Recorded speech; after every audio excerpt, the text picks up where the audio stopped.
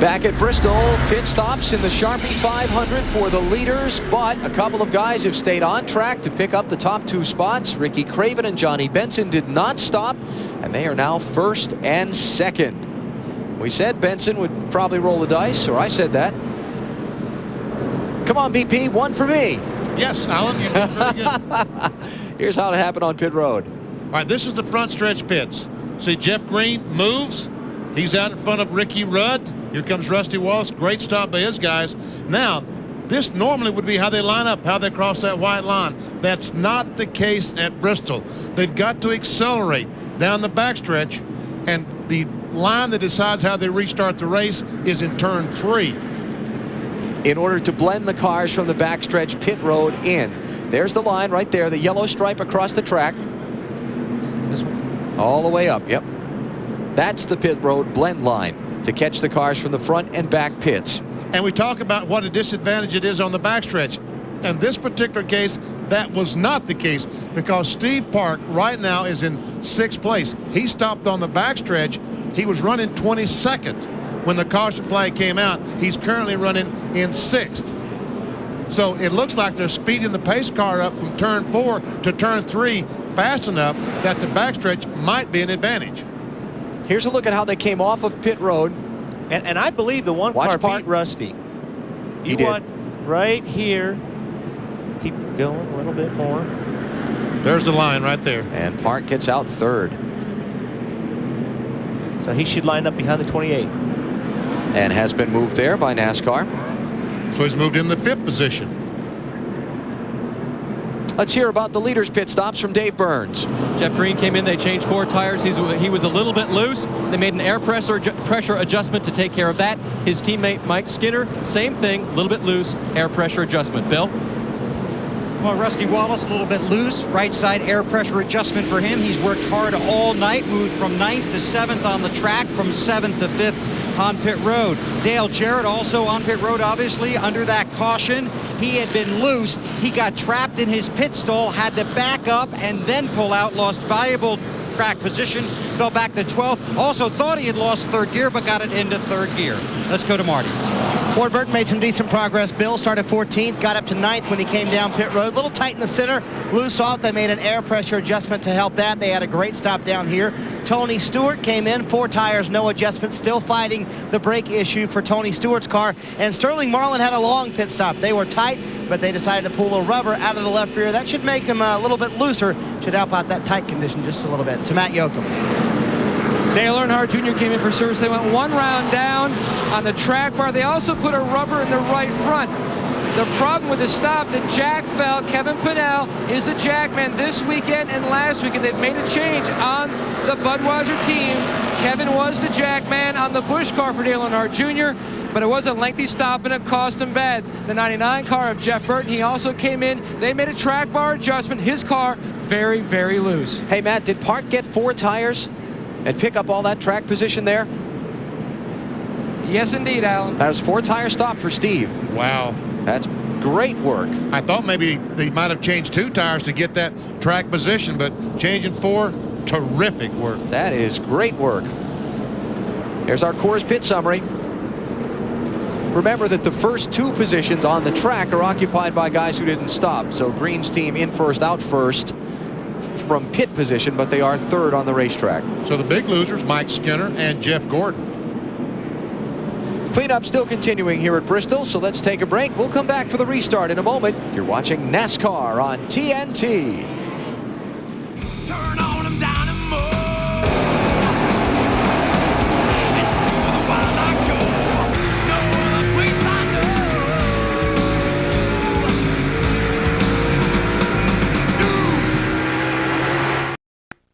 The green flag just in the air at Bristol, and it's Ricky Craven leading the Sharpie 500. Jerry Nadeau trying to get a lap back from him is in 36th place, first car 1 lap down.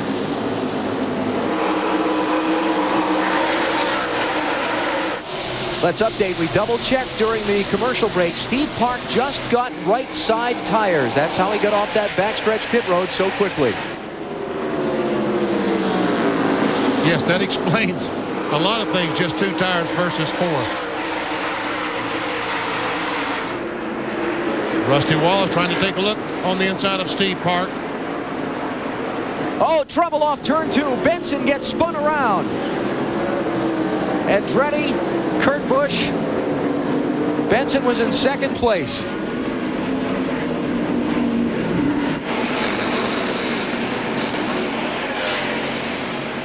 Well, at least they've gotten the transmission fixed on the 97 car.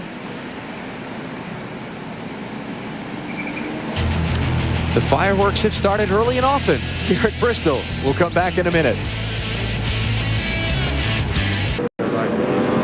Well, we saw the spin with Johnny Benson and John Andretti and Kurt Busch off of turn number 2, but collateral damage has been big. Look at the cars behind the wall. We had no idea they had this much damage. Jeff Green, the pole sitter, has knocked a hole in the radiator. They've taken the car behind the wall to change the radiator.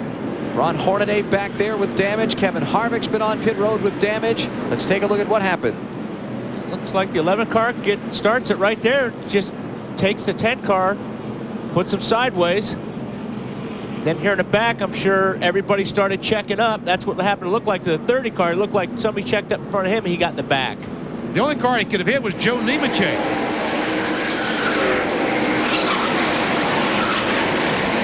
The 29 car hit the back of the 43 car. That's where he got his damage. Yep. It's already happened. The 30 car hit the back of Nemechek, and the 29 car hit the back of John Andretti's car.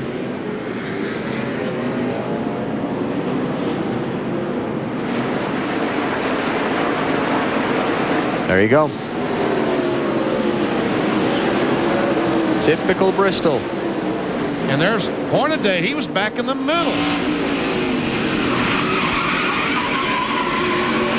And see, that's the thing right there I explained to you earlier. You're running so close. When a guy in front of you checks up, you check up quick, you just hit in the back of him, and all of a sudden, boom, you get nailed. Green flag, we're back racing. Ricky Rudd has now taken over the lead. Oh, crash! Ricky Rudd, Mike Wallace.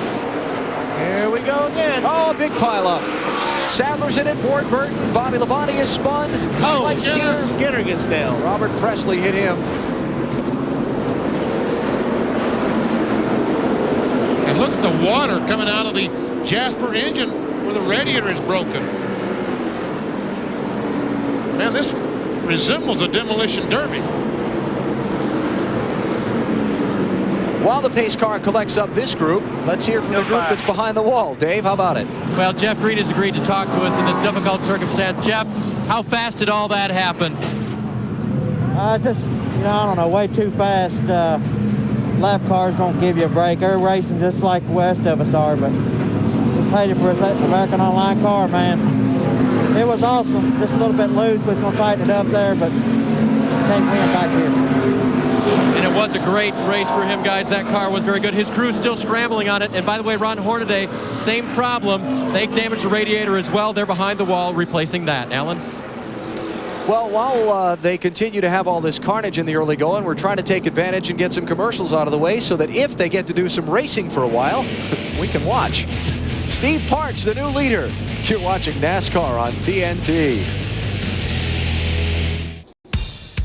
The Sharpie 500 is brought to you by Sharpie Permanent Markers, asking race fans everywhere, how do you use your Sharpie? By the Home Depot, the official home improvement warehouse of NASCAR.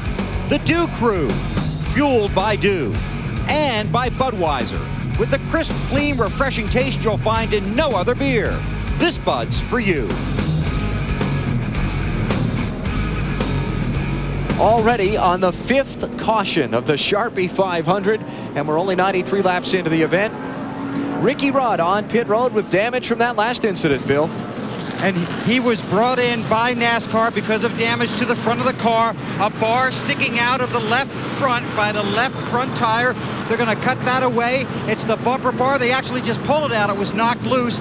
While they brought him in, he got 4 tires, and then he goes back out. So Ricky Rudd had to come in, got damage in that accident, loses a lot of track position. Let's go to Dave.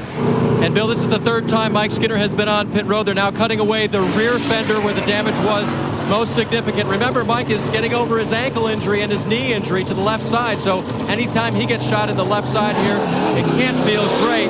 He says it's okay, though. They're going to see if they can keep this car running for 500 laps, Marty. A lot of upset people down here, Dave. Robert Presley, what happened?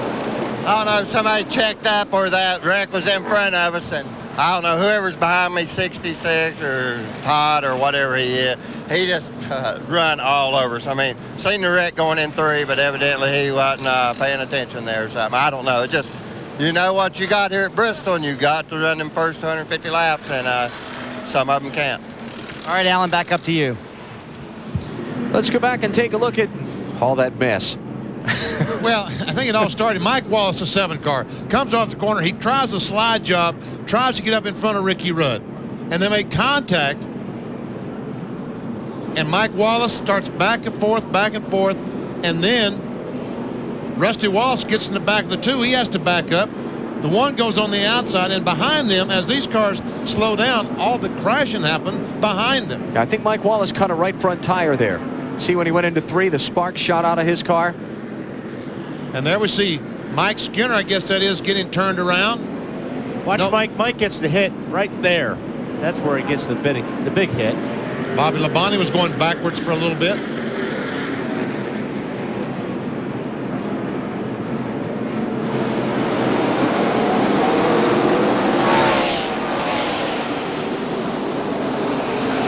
That was a hard lick. I don't think Mike Skinner's car is going to be very good if they do get it back on the racetrack, because that was a hard blow. Green flag is in the air. Ricky Rudd is back in 28th place. Ricky Craven, by the way, pitted on the previous caution. That's why he's not the leader anymore. Steve Park, Rusty Wallace, Jeff Gordon, Casey Atwood is up to 5th, and now Ward Burton. Casey up to 4th and Ward in 5th. And here goes Rusty Wallace for the lead.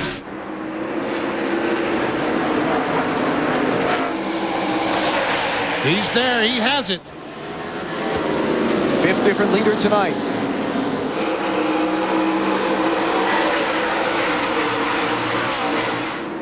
Jeff Gordon currently is in 3rd place, a battle for 2nd. Jeff Gordon goes to 2nd. Steve Park must be having a hard time getting grip right now because the 43 car went by him. The 43 car is a lap down. Go right underneath him. Remember that Park only got the 2 tires on his pit stop a little bit ago. These guys that are passing him had 4 tires there. Johnny Benson's behind the wall. Mike Wallace has gone behind the wall. Jeff Green is behind the wall. Ron Hornaday is behind the wall. Buckshot Jones's car has just been retired from the race. Jason Leffler's come back out. He's 59 laps down in 43rd position. And Robert Presley is also behind the wall. How about an update on Ricky Rudd, Bill? So the update on Ricky Rudd is that he's fine, but I got a bumper bar down here. It came off the 28 car. Actually, it came out of the 28 car. It's the rear bumper off the 7 car. So they brought Rudd down in here. It was stuck in the front of his grill. The team yanked it out. It actually belongs to the 17. So I'll try and return that after they're done with it. Got a spin on the backstretch. It's Mike Skinner. He's caught the inside wall. Caution's out. To be out. Left front, right front. I would have to say that the rear end of that car and the 31 car is probably way out of alignment right now. And when the caution flag came out, someone saw the lights blink, backed off the accelerator, and someone ran the back of Ward Burton. I guess he backed off, and someone ran in the back of him and spun him. And now he's going to be a lap down. Oh, man. 6th caution. And we just got to 100 laps. How about it? You're watching NASCAR on TNT.